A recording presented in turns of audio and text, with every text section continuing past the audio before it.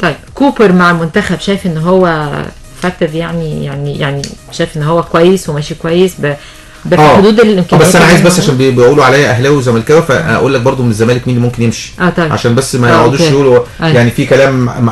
محمد سالم عليه كلام كبير. احمد حسن مكي اكيد مليون % خلاص بنسبه كبيره هيرحل السنه دي.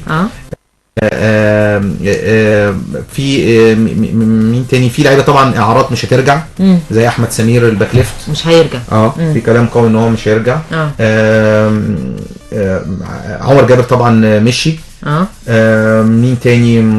بس مش عايز انسى حد. محمد ابو جبل يقال ان هو مضى خلاص احتمال يمشي.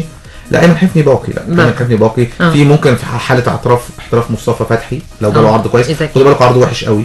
بتتكلم 400,000 يورو و 600,000 يورو. لكن في المقابل مثلا رمضان صبحي جاي له 3 مليون استرليني مستوك سيتي وده اكبر مبلغ ممكن يجي اللعيب من اول مره. هتوافق عليه اداره الاهلي تفتكر؟ بصي المعلومات اللي عندي ان محمود طاهر رافض وان كل حاجه هتتحدد بعد نهايه الدوري. يعني لو الاهلي خد الدوري خلاص ممكن لان محمود طاهر ساعتها كمجلس اداره هيحس انه عمل حاجه خلاص نرجع الدوري بتاع وهو دي نسبه كبيره. الاهلي اقرب للدوري بنسبه كبيره لكن فهيكون في ايه؟ لان الجمهور رافض رمضان صبحي لدرجه ان هم في مختار التتش ما كان في 10,000 كان كلهم بيقولوا رمضان ما تمشيش. لكن انا شايف ان رمضان لازم يمشي بصراحه. طيب مين 9 دقايق بص كل شويه انا شغال معاك الله ينور. مين رئيس اتحاد الكره المقبل؟ كابتن سمير زاهر ولا مهندس هاني ابو ريده؟ لا انا ابو ريده. الكابتن سمير زاهر مش هياخد رئيس رابطه الانديه المحترفه. يعني الكابتن سمير زاهر هيعملوا ديل. افتكر كلام. طب نيجي اقول لك ما هو كان معانا هنا اقول لك حاجه لذيذه. اقول لك حاجه لذيذه. هيجي بقى قبل الانتخابات بشويه بعد اجتماع وعشره العمر والصداقه الرهيبه ما بين هاني ابو ريده وسمير زاهر. قرر سمير زاهر ان هو لن يدخل الانتخابات القادمه احتراما وتقديرا لهاني ابو ريده صديقه وكلام من هذا القبيل يعني. وفي النهايه لو في رابطه محترفين كابتن سمير يمسكها. بالظبط. خالد الغندور اتعرض عليه من حد منهم انه يكون في قائمته؟ مين؟ كابتن سمير وقبل كده السنه اللي قبلها هاني ابو ريده قبل ما يخش يعني السنه اللي فاتت مش السنه دي يعني اللي هي السنين اللي فاتت يعني. والسنه دي كابتن سمير. والسنه دي كابتن سمير. طب وانت قرارك ايه؟ ولا كابتن سمير ولا كابتن هاني ابو ريده.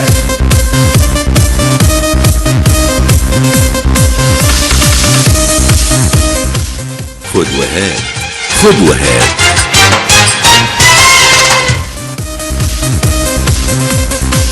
ولا كابتن سمير ولا كابتن هاني. انا اتمنى التوفيق للكره المصريه. تنزل لوحدك؟ لا خالص. لا مش في دماغك اصلا انتخابات اتحاد الكوره اصلا يعني عامه مش في دماغي انا شخصيا ولا اتحاد الكوره ولا الزمالك ولا انتخابات الزمالك. انا شخصيه غير انتخابيه. انت شخصيه غير انتخابيه؟ مع انك اعلامي يعني والناس بتحبك. هو لسه عشان بيقول لك الزملكاويه بيحبوك يا بندق خد بالك ما الانتخابات بيحب على فكره. لا دي لعبه خدي بالك اي حد مش اي حد يعرف يلعبها. خدي بالك اي حد مهما كان لازم يدفع. طب لازم يدفع في الانتخابات. بيدفع في الانتخابات ايه؟ بيتفق مع نادي هديك مثلا 50,000 بعد و50,000 قبل. فاهم قصدي؟ ودي بتكون في صورة إعانة. ولكن هي على أرض الواقع تمن الصوت. يعني أنت مش هتنزل، لكن أنت شايف إن المهندس هاني أبو ريده هو اللي هياخدها، ولو خدها شايف حال الكرة المصرية هينصلح ولا الدنيا؟ والله بص المهندس هاني أبو ريده طول عمره بيحلم بيها. فإما يبقى الرجل الأول الناس كلها بقى مش هتبص له ان هو الراجل بتاع العضو المكتب التنفيذي ان هو من بعيد لبعيد. لا ده انت بقيت الرجل الاول. عايزين نشوف النظام، عايزين نشوف الشغل المشاكل دي كلها تتحل. عايزين نشوف الدوري عامل ازاي، عايزين نشوف الدوري منتظم، الملاعب انت جامد، طب الامن ايه، طب ما اعرفش ايه، كل ده هنشوفه مع المهندس. طب انت طلعت مدربين، عملت كوادر، طب قطاع الناشئين، طب الشباب والاعضاء، طب وصلنا كاس عالم كده. الاعضاء اللي هيكونوا معاه عارفين حازم امام داخل. حازم امام بيفكر بصوره جديه ان هو يخش. طيب انت شايف ان في وجوه جديده ممكن تدخل يعني مختلفه شويه في العضويه؟ انا خلاص اصلا يعني رئاسه الاتحاد دي طبعا. طب هسألك سؤال واسال السؤال اللي بيسمعونا المستمعين يعني هم الوجوه اللي بتخش سواء جديده او قديمه دي داخله بنيه ان هم يغيروا ولا بنيه ان ده منصب؟ مش ده عمل تطوعي؟ لا انا بدخل ليه مش عشان نيه ده منصب. يعني مثلا انا خالد غندور داخل، فانا خالد غندور نيتي داخل ان انا عايز انجح عشان ابقى عضو مجلس اداره، ولا عايز انجح عشان اغير من مسار كره القدم؟ تغير طبعا من مسار كره القدم، ده المفروض. لا الحقيقي بقى ان كل واحد بياخد منصب جنب منصب، كرسي منصب جنب منصب. لا انا في النهايه مساء الخير، انت يا ريهام ما تيجي تقدميني معانا خالد الغندور عضو مجلس اداره نادي كذا ورئيس كذا وما اعرفش ايه كذا وكذا وكذا. بس يعني عايز اقول لك اما لعبه الانتخابات، بص انا بحب الراجل ده جدا الاستاذ جمال علام. الاستاذ جمال علام جه ازاي؟ كنت انت تعرفيه؟ لا خالص. كنت انا اعرفه؟ ما كانش حد يعرفه. لا. فدخل طلع حظه ان قدم امام كابتن اسامه خليل وايهاب صالح. كانوا معروفين لانهم كان ده عضو مكتب تنفيذي، وكابتن اسامه خليل كان نجم كبير في نادي الاسماعيلي واحترف في امريكا. فمين طيب هاني ابو ريده قال لك والله ولا انت ناجح ولا انت ناجح. طب مين داخل ثالث؟ استاذ جمال علام. مين استاذ جمال علام؟ محدش يعرفه. هو شخصيه بعد السنوات عدت شخصيه محترمه جدا جدا جدا, جدا. لكن في النهايه ده بيوريكي ان بعض زي هاني ابو ريده يستطيع انه يجيب حد ليس له علاقه بكره القدم او غير معروف تماما وينجح. يعني انا خالد الغندور اهو مثلا بقالي سنوات طويله في كره القدم، كنت ممكن بالصدفه كده اقدم وهاني ابو ريده مش حاببني، كان استاذ جمال علام ينجح عليا. ليه؟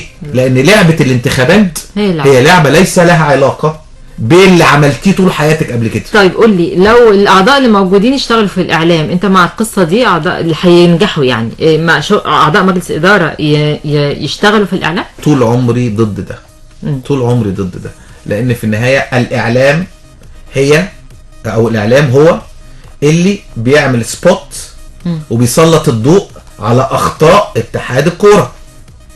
فانت طبيعي ومنطقي اما اكون انا ريهام في اتحاد الكوره وحضرتك بتقبليني دلوقتي، هتيجي تقولي لي اسئله عن اتحاد الكوره؟ هتيجي تقولي لي اقطع في اتحاد الكوره او انتقد اتحاد الكوره او اخطاء اتحاد الكوره؟ هيبقى ليك عيب. ليه بقى؟ لان انت يا ريهام تاني يوم عندك اجتماع في مجلس اداره فهتشوفيه.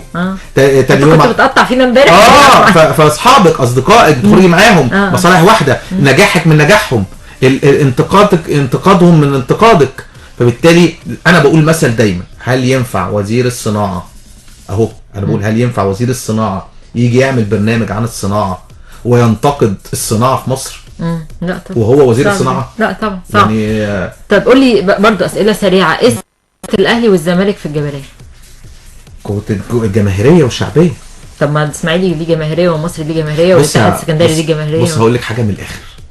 الاهلي نمره واحد في مصر بالقوه، وبعديه الزمالك بفترات كبيره، وبعد كده كل انديه مصر بتتساوي.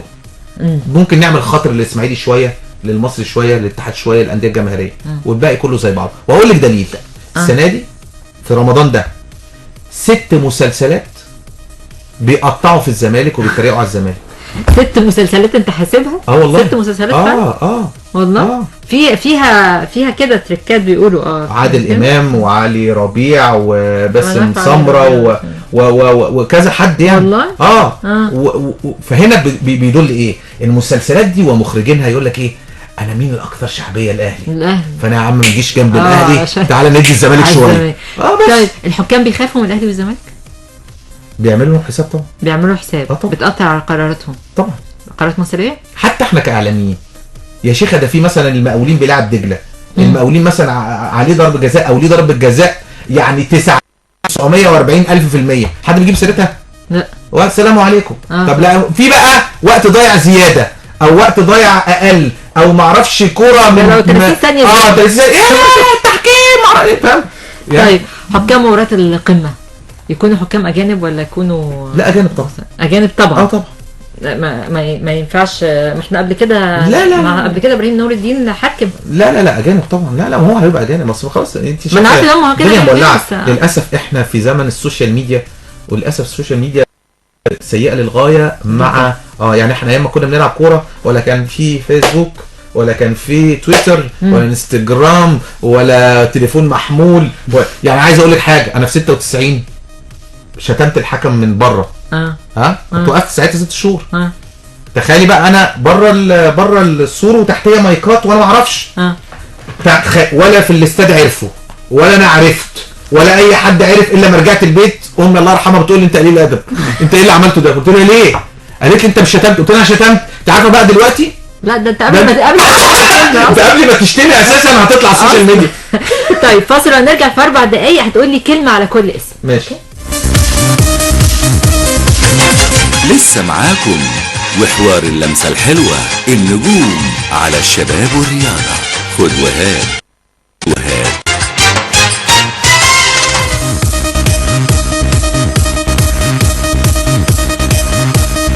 احسن اعلامي في مصر مين؟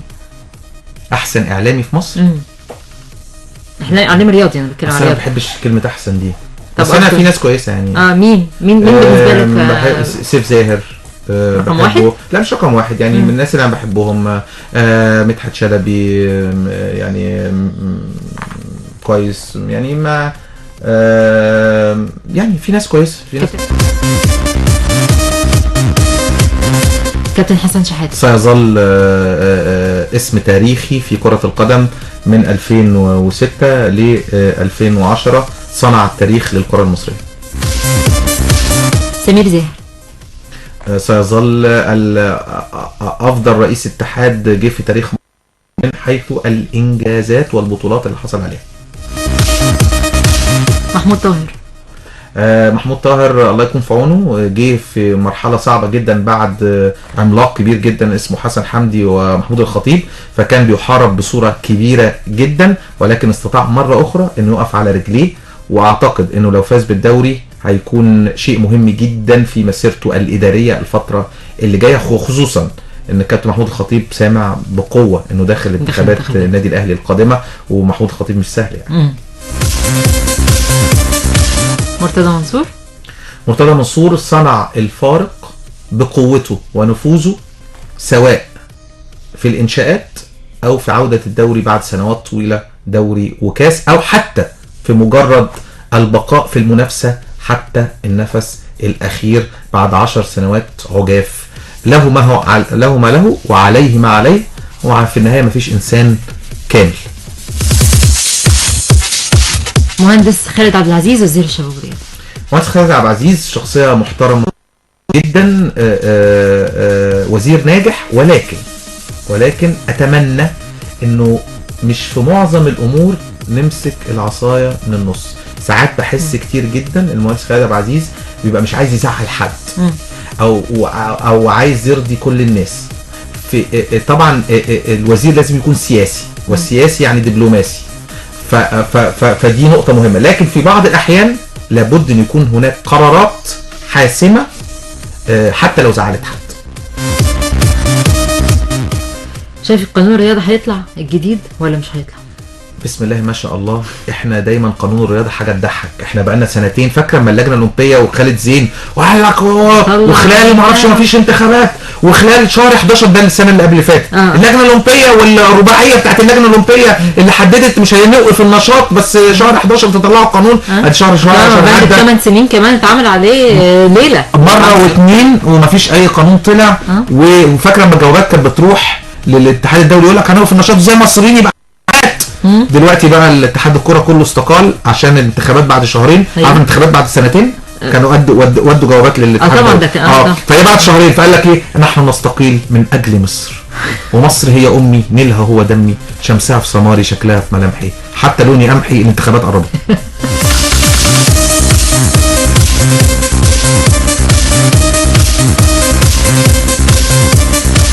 اخر حاجة، خالد الغندور راضي عن نفسك كاعلامي؟ لا مش راضي طبعا. ليه؟ بصي انا طبعا عندي اخطاء كبيره جدا. ومنها ممكن اقول ان انا لابد ان اكون اكثر حياديه، اكثر حياديه. ساعات ببقى قوي جدا في الكلمه، او جريء زياده عن اللزوم، او في الحق ببقى قوي زياده عن اللزوم، وده غلط في الاعلام. فبحاول ان انا اوازن. واخيرا عايز اقول بس كلمه وحيده، ان انا بفحت في الصخر، لان انا احارب من ناس كتيره جدا مش عايزاني اشتغل في العمل الاعلامي. بس اعلاميين ومسؤولين ورؤساء قنوات واوض وكل حاجه. اوض دي ايه؟ غرف يعني. هتيجي تقولي لي اسئله عن اتحاد الكوره؟ هتيجي تقولي لي اقطع في اتحاد الكوره او انتقد اتحاد الكوره او اخطاء اتحاد الكوره؟ هيبقى ليك عيد. ليه بقى؟ لان انت يا ريهام تاني يوم عندك اجتماع في مجلس اداره فهتشوفيهم. تاني يوم كنت بتقطع فينا امبارح. فاصحابك اصدقائك بتخرجي معاهم، مصالح واحده، نجاحك من نجاحهم، انتقادهم من انتقادك. فبالتالي انا بقول مثل دايما، هل ينفع وزير الصناعه اهو، انا بقول هل ينفع وزير الصناعه يجي يعمل برنامج عن الصناعه وينتقد الصناعه في مصر؟ لا طبعا. وهو وزير الصناعه؟ لا طبعا صعب. يعني طب قول لي برضه اسئله سريعه، ايه الاهلي والزمالك في الجماهيريه؟ قوه الجماهيريه والشعبيه. طب ما الاسماعيلي ليه جماهيريه ومصر ليه جماهيريه والاتحاد السكندري ليه جماهيريه. بص هقول لك حاجه من الاخر.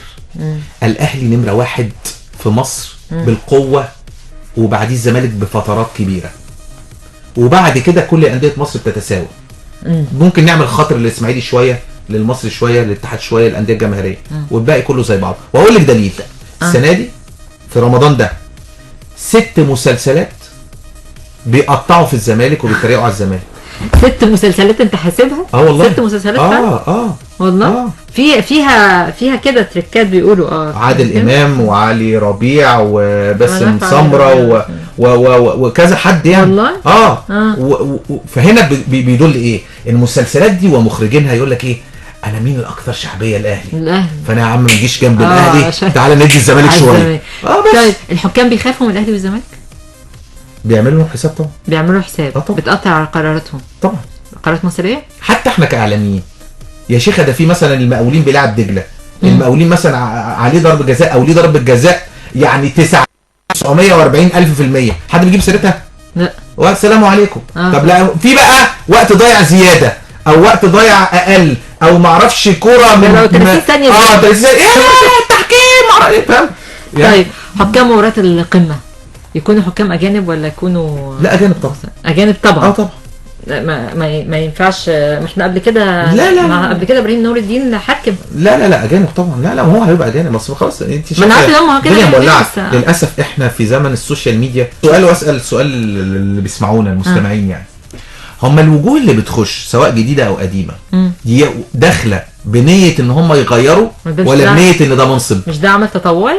لا انا بتدخل ليه؟ مش عشان نيه ده منصب. يعني مثلا انا بخالد غندور داخل، فانا خالد غندور نيتي داخل ان انا عايز انجح عشان ابقى عضو مجلس اداره، ولا عايز انجح عشان اغير من مسار كره القدم؟ غير طبعا من مسار كره القدم. ده المفروض. لا الحقيقي بقى ان كل واحد بياخد منصب جنب منصب، كرسي منصب جنب منصب. لا انا في النهايه مساء الخير، انت يا ريهام تيجي تقدميني معانا خالد الغندور عضو مجلس اداره نادي كذا ورئيس كذا وما اعرفش ايه كذا وكذا وكذا. بس يعني عايز اقول لك اما لعبه الانتخابات، بص انا بحب الراجل ده جدا، الاستاذ جمال علام. الاستاذ جمال علام جه ازاي؟ كنت انت تعرفيه؟ لا خالص. كنت انا اعرفه؟ ما كانش حد يعرفه. لا. فدخل طلع حظه ان قدم امام كابتن اسامه خليل وايهاب صالح. كانوا معروفين لانهم كان ده عضو مكتب تنفيذي، وكابتن اسامه خليل كان نجم كبير في النادي الاسماعيلي واحترف في امريكا. فمين طيب هاني ابو ريده قال لك والله ولا انت ناجح ولا انت ناجح.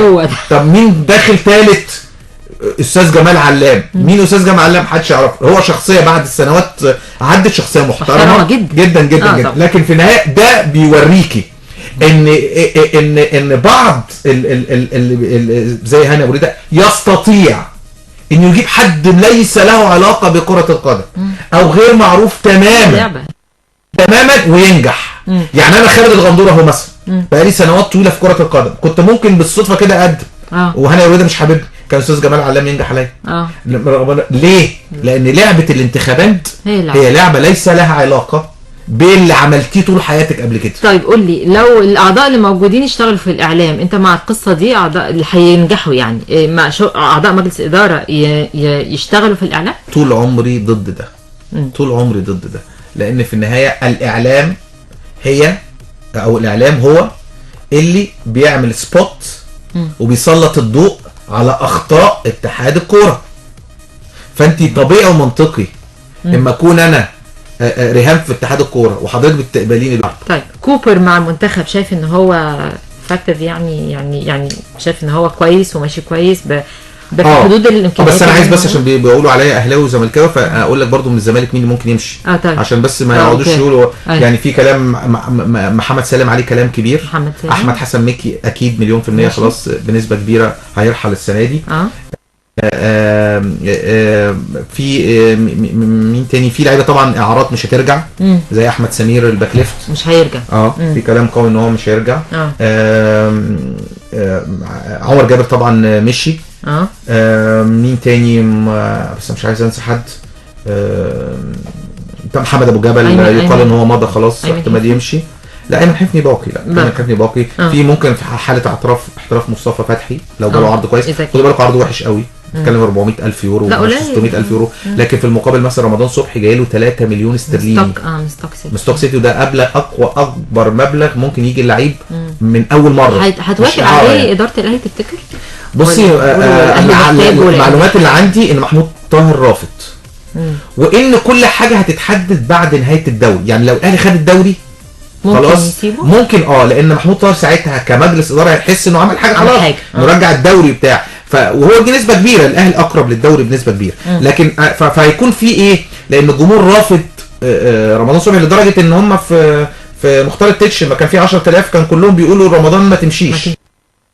لكن انا شايف ان رمضان لازم يمشي بصراحه. طيب مين 9 دقايق بص كل شويه انا شغال معاك الله ينور. مين رئيس اتحاد الكره المقبل؟ كابتن سمير زاهر ولا مهندس هاني ابو ريده؟ لا هاني ابو ريده. الكابتن سمير زاهر مش هيخش، هياخد رئيس رابطه الانديه المحترفه. يعني الكابتن سمير زاهر هيعملوا ديل. افتكر كلام. طب ما نيجي اقول لك ما هو كان معانا هنا اقول لك حاجه لذيذه. اقول لك حاجه لذيذه. هيجي بقى قبل الانتخابات بشويه بعد اجتماع وعشره العمر والصداقه الرهيبه ما بين هاني ابو ريده وسمير زاهر، قرر سمير زاهر ان هو لن يدخل الانتخابات القادمه احتراما وتقديرا لهاني ابو ريده صديقه، وكلام من هذا القبيل يعني. وفي النهايه لو في رابطه محترفين كابتن سمير يمسكها.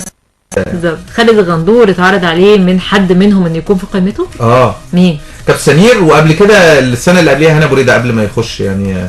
السنه اللي فاتت مش السنه دي يعني، اللي هي السنين اللي فاتت يعني. والسنه دي كابتن سمير. والسنه دي كابتن سمير. طب وانت قرارك ايه؟ ولا كابتن سمير ولا كابتن هاني. لا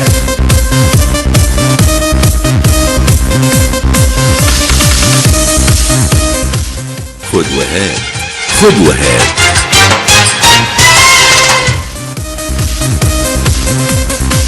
ولا كابتن سمير ولا كابتن انا اتمنى التوفيق للكره المصريه. تنزل لوحدك؟ لا خالص. لا مش في دماغك اصلا انتخابات اتحاد الكوره اصلا يعني؟ عامه مش في دماغي انا شخصيا. ولا اتحاد الكوره ولا الزمالك ولا انتخابات الزمالك؟ انا شخصيه غير انتخابيه. انت شخصيه غير انتخابيه؟ مع انك اعلامي يعني والناس بتحبك. هو لسه ده عشان بيقول لك الزمالكاوي بيحبوك يا بندق. خد بالك ما الانتخابات بحب على فكره. لا ده دي لعبه خدي بالك اي حد، مش اي حد يعرف. خدي بالك اي حد مهما كان لازم يدفع. طب لازم يدفع في الانتخابات. بيدفع في الانتخابات ايه؟ بيتفق مع نادي هديك مثلا 50,000 بعد و50,000 قبل. فاهم قصدي؟ ودي بتكون في صورة إعانة.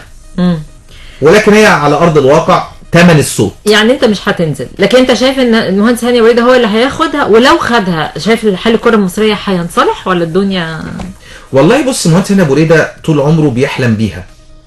فإما يبقى الرجل الأول الناس كلها بقى مش هتبص له ان هو الراجل بتاع العضو المكتب التنفيذي اللي هو من بعيد لبعيد. لا ده انت بقيت الرجل الاول. عايزين نشوف النظام، عايزين نشوف الشغل، عايزين نشوف المشاكل دي كلها بتتحل. عايزين نشوف الدوري عامل ازاي، عايزين نشوف الدوري منتظم، الملاعب انت جامد، طب الامن ايه، طب ما اعرفش ايه، كل ده هنشوفه مع المهندس. طب انت طلعت مدربين، عملت كوادر، طب قطاع الناشئين، طب الشباب والاعضاء، طب وصلنا كاس عالم كده. الاعضاء اللي هيكونوا معاه عارفين حازم امام داخل. حازم امام بيفكر بصوره جديه ان هو يخش. طيب انت شايف ان في وجوه جديده ممكن تدخل يعني مختلفه شويه في العضويه؟ انا سألنا خلاص اصلا يعني رئاسه الاتحاد دي طبعا هي وللاسف السوشيال ميديا سيئه للغايه مع يعني احنا ايام ما كنا بنلعب كوره ولا كان في فيسبوك ولا كان في تويتر ولا انستجرام ولا تليفون محمول يعني عايز اقول لك حاجه، انا في 96 شتمت الحكم من بره. كنت وقفت ساعتها 6 شهور. تخيلي بقى انا بره السور وتحتيه مايكات وانا ما اعرفش ولا في الاستاد عرفوا ولا انا عرفت ولا اي حد عرف الا ما رجعت البيت. امي الله يرحمها بتقول لي انت قليل ادب، انت ايه اللي عملته ده؟ قلت لها ليه؟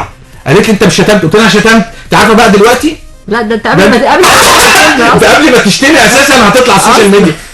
طيب فاصل ونرجع في 4 دقايق هتقول لي كلمه على كل اسم. ماشي.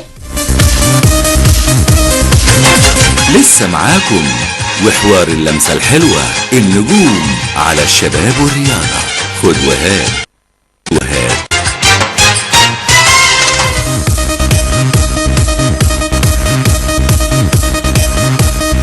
احسن اعلامي في مصر مين؟ احسن اعلامي في مصر؟ احنا اعلام رياضي انا بتكلم عليه. انا ما بحبش كلمه احسن دي، بس انا في ناس كويسه يعني. مين بالنسبه لك؟ بحب سيف زاهر. رقم واحد؟ لا مش رقم واحد يعني. من الناس اللي انا بحبهم مدحت شلبي يعني كويس يعني. ما يعني في ناس كويسه. كابتن حسن شحاتة سيظل اسم تاريخي في كرة القدم من 2006 ل 2010. صنع التاريخ للكرة المصرية. سمير زاهر سيظل أفضل رئيس اتحاد جه في تاريخ من حيث الإنجازات والبطولات اللي حصل عليها. محمود طاهر. محمود طاهر الله يكون في عونه، جه في مرحله صعبه جدا بعد عملاق كبير جدا اسمه حسن حمدي ومحمود الخطيب، فكان بيحارب بصوره كبيره جدا، ولكن استطاع مره اخرى انه يقف على رجليه. واعتقد انه لو فاز بالدوري هيكون شيء مهم جدا في مسيرته الاداريه الفتره اللي جايه، خصوصا ان الكابتن محمود الخطيب سامع بقوه انه داخل انتخابات النادي الاهلي القادمه. ومحمود الخطيب